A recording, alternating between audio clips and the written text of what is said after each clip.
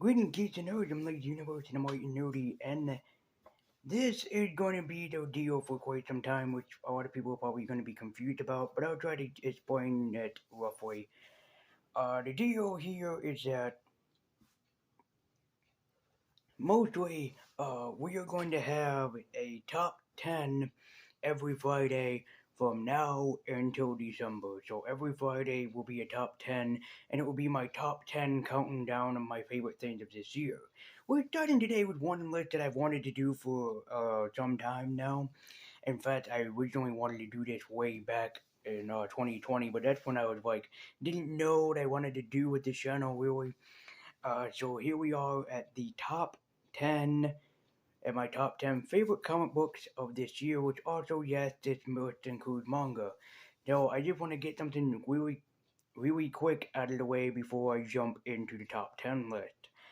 Now, I'm including comic books that I have read from 2020, 2021, 2022, and this year specifically. Now, this was a hard list to choose from because I have read some amazing stories from various comic books and manga in this year. But this is just my list, so I don't want nobody to tell me from a video that I did like, why didn't you include, this comic book that you've read? Well, it's just my opinions, and my opinions can sometimes change. Also, I'd like to point out that mostly what I'm including on this list is more than one volume of. So, if I only have like one volume of a manga, it's not going to be included on this list because I don't have more of the story to be invested in, if you know what I mean. So, mostly, first and foremost, it's just going to be us breezing through these stories. And also, yet again, this is just my list, so I don't want nobody coming in here and saying, well, this comic that you have reviewed sounded immediately awesome, and when I read it, I thought it was the best. Just remember, this is just my own personal list. So, with that all said and done, here it is, folks. My top 10 favorite comic books of 2023. So let's dive into it because I'm pretty excited to show off to you guys what I thought was immediately the best comic books that I've read this year.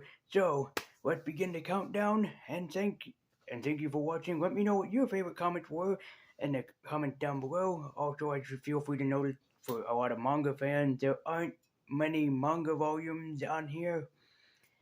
Only like 3.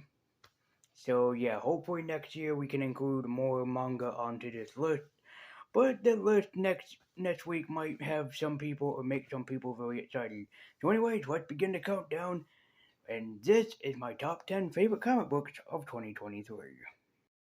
At number 10, Constantine, Disordered Illusions. Now I have to say for Constantine, this book was actually pretty damn decent. Except this kind of loses its decency later on in the story. Now I don't mean to complain because Constantine's origin was bad, it was kind of mediocre for the most part of the story, but John Constantine is mostly a British asshole. Though I do like this John Constantine that's been included in the story, he doesn't feel like the same John Constantine that would tell somebody to bug off just because he didn't feel like he was in the mood. However, Kemi Garcia somehow pulled off a really awesome John Constantine who I wanted to follow to the depths of. But despite my problems with this story, I thought it was pretty good all the way around. And man, I really wish that the story didn't have as many hiccups as it did because it turned out pretty damn awesome, but unfortunately, it really could have been better, just in my opinion. At number 9, The Batman Who Laughs. This was immediately a great Batman story until I figured out which Batman that I was reading. I've heard a lot of people say that they really like Zack Snyder, or Scott Snyder. I have a lot of people say that he's written the best Batman run, but unfortunately, I didn't feel that way for the Batman in this story. However, what saved the story was the Batman Who Laughs. He was immediately a creepy character. He was immediately the thing that you wanted to see on the page more times than once. He was immediately foreboding and sinister throughout the whole story. Also, yeah, man, his origin is completely fucked up to the point. But that's the beauty of it. He's supposed to be fucked up. He's supposed to be screwy. He's supposed to be sadistic. This is not the same Batman that you grew up with. However, if the story was just a little bit better, if the writing was just a little bit better from Scott Snyder, I think I would immediately fallen in love with this story a lot more. but to a point, it's a pretty damn good comic book, just could have been better. Speaking of better, at number 8, Batman the Doom That Came to Gotham. This story sounded immediately interesting to me from when I have read it, but unfortunately, it is not that awesome. I will say that at first, I really liked the story. I really liked the places that Batman was going. I really wanted to see where the Dark Knight was going to take its next story. But then the twists and turns stopped turning. I mean, seriously, this was a great story. It kind of reminded me of John Carpenter's In the Mouth of Madness for how deeper that Batman went into the rabbit hole. He was going deeper and deeper into his own mind. Until the weirdest things happened. Like, oh, I don't know, for example, Batman becoming a fucking bat demon. This was a thing that actually did happen in this comic. Batman became a bat demon. However, if you're a fan of Hellboy, or if you're a fan of Mike Mignola in general, or you're a fan of creepy and spooky comics, check out the Batman the Doom That Came to Gotham. It is a blast to read, and you will have fun with this comic. Like, seriously, Batman is now a bad demon in this comic. I don't get it. I just feel weird to point it out because, Jesus Christ, why is Batman a fucking bat demon? I don't get it. Number 7, Demon Slayer. This was a great manga that I have picked up. I didn't think I'd like it as much as I did, but surprisingly enough, I enjoyed this manga. This is one of the best mangas that I have read in a very, very long time, and I have to say that it really is slow to get going, truthfully, but then when it picks up, oh my god, it gets even better. You will feel for Tanjiro, and you will feel for his quest to not only avenge his family, but try to save his sister back from being a demon, cause that's a thing that's actually happening throughout the majority of this manga. Him trying to save his sister. Also, while I only own the first 2 volumes of this story, it's still really, really damn good to earn the number 7 spot on this list. It is so damn good and enjoyable to keep reading. If you're a fan of Junji Ito, if you're a fan of horror manga, if you're a fan of everything that goes bump and creak in the night, you will really get a kick out of Demon Slayer. It is an amazing manga that you should start reading. Number 6, The Amazing Spider-Man Penguin Classic Marvel Collection. Oh my god, that was a tongue twister, but yeah, this comic book is just amazing. It is nothing short of the old school Spider-Man stories that have been brushed up and they look amazingly gorgeous. I really fell in love with these stories when I was reading them, and I was reading them years after they were created. If you're a fan of Spider-Man like I am, if you really did like the movies, if you really want to learn more about this character, I highly recommend picking this up. You can pick this up for your child, and your child will be like, these stories are amazing! Or at least some of them are amazing. Some of them are really weird. But yeah, man, as a Spider-Man fan, I've always wanted to read the original Stan Lee and Steve Ditko stories, and now I actually can, and it is amazing and a blast to read. And if you're a fan of Spider-Man, you would really check out these classic collections. They are really damn good. By the way, I paid $30 for this at my local bookstore, and I'm happy with that price because you get a lot of stories for your $30 worth. I don't know how it charges online, however that is, but I'm just speaking that $30, that's a reasonable price for this comic book because this comic book has over 500 pages. Just wanted to throw that out there. At number 5, Captain America the Ghost Army. I really did enjoy this story for the most part, but it didn't really feel like the Captain America that you would know and going up against the weirder stuff, of especially magic. I mean, as soon as I knew who the actual villains of the story were, I didn't care anymore. I thought that this was going to be an old school classic Captain America story, and it is, but with a really weird twist. However, Brett Schoonover gave us one hell of an amazing Captain America comic that you can read. It might not be for children. I mean, it kind of has a spooky story involved in it. It doesn't go too dark, but I'm just saying that maybe children might get a little bit scared from seeing Captain America punch Ghost in the face. And also it had to deal with a tiny bit of racism involved in the story. But if you can overlook that, Captain America the Ghost Army is one hell of an amazing read. Just with a twist that really shouldn't have been in the comic book, truthfully, in my opinion. At number 4, The Exiles. This was one of the best comic books that I have ever read, and one of the best X-Men runs that I have ever read in quite a long time, especially being a fan of the X-Men. I mean, right as soon as this comic kicks off, you realize that you are not going to be hanging out with the same X-Men team that you're a fan of. No, you're going to be hanging out with the team of Mischief. But the team of Mischief is an awesome team of Mischief. Seriously, this team that Judd Winnick writes in this story is pretty damn amazing. I really do love them. I thought that they were one of the best teams that was ever put on the comic book pages. But as the story goes on, the stories keep getting better. The comic books keep getting better. Everything just keep getting better for Judd Winnick. He thinks of, what else can I put these type of characters through? And Judd Winnick really does think up a lot of really unique ideas that he does with these characters. It really shows that he really does love these characters. He loves everything about them, and he only wants what's best for them by taking them on the weirdest adventures of all time. And if you want to start reading the X-Men and if you think, wow, this book was really damn good, check out this comic book. You will not be disappointed. This is one of the best X-Men stories that I have ever read in my entire life. And even though I only own the first 2 volumes, I really need to get into reading more.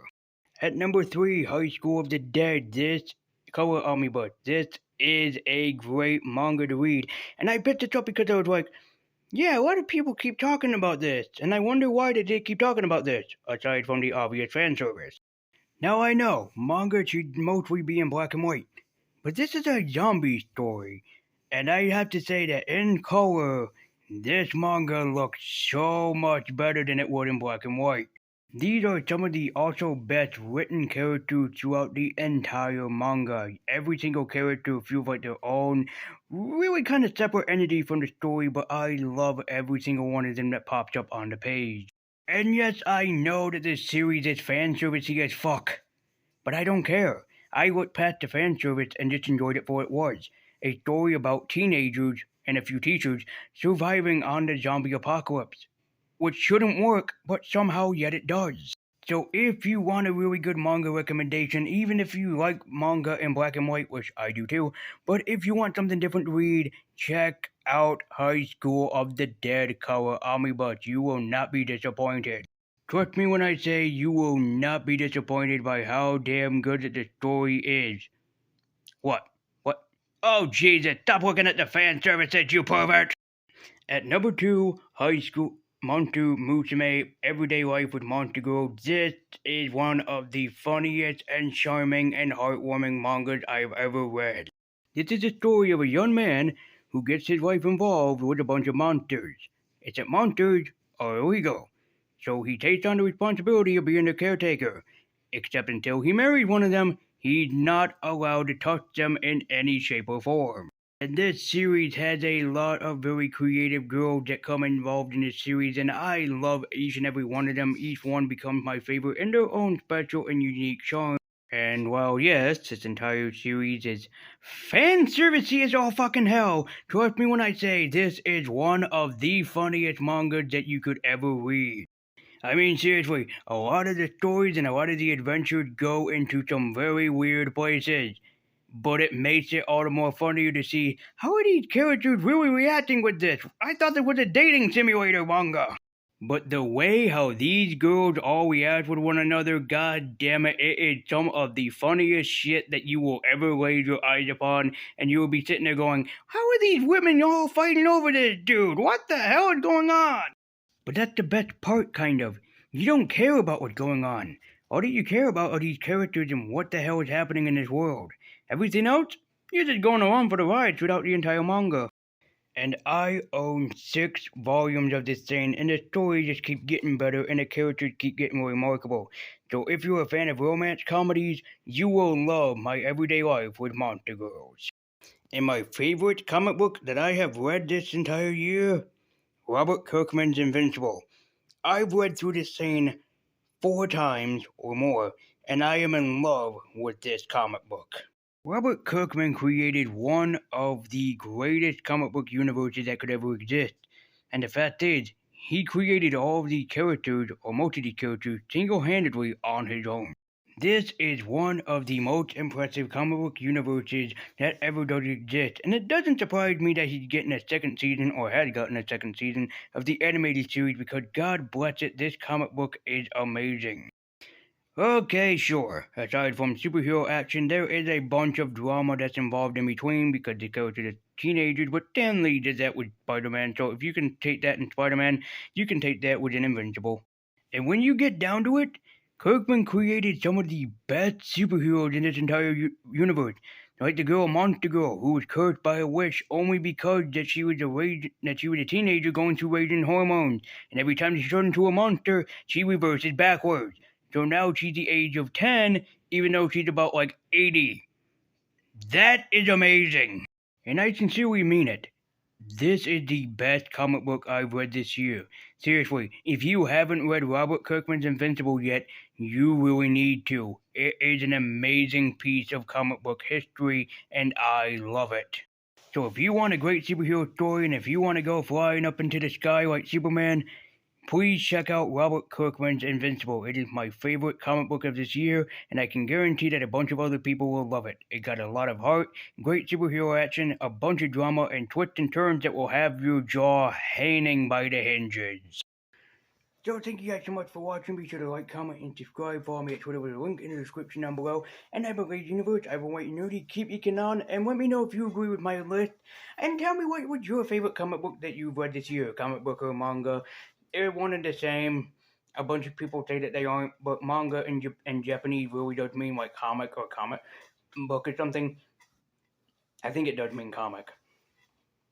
But come back next Friday as I'll be counting down my top 10 favorite anime of 2023. And I have reviewed a lot on this channel, and next year I plan to review even more, including some series that I haven't gotten to in the back of my shelf there. So come back next Friday as I'll be counting down my top 10 favorite comic books. We already did that. Top 10 favorite anime of 2023. That's what I meant. So come back next time for my top 10 favorite anime that I've seen this year. Which also, yes, like this list will include like 2020, 2021 standard. I'll get into it when the video starts. But if you're not a fan of that, and if you want to see me basically tackle something different, then wait until Monday. Because coming Monday, we're getting into the Christmas spirit, baby, and we're gonna talk about one of my favorite SpongeBob SquarePants episodes, Christmas Who. So I'll see you next time where it will feel like Christmas, Christmas, Christmas, Christmas, Christmas down here at Lazy Universe. What? I started Lazy Ween in the last week of September. I deserve this freedom. So come back next time as I will be talking about SpongeBob SquarePants Christmas Who. So, let the Christmas festivity begin the next time I see y'all.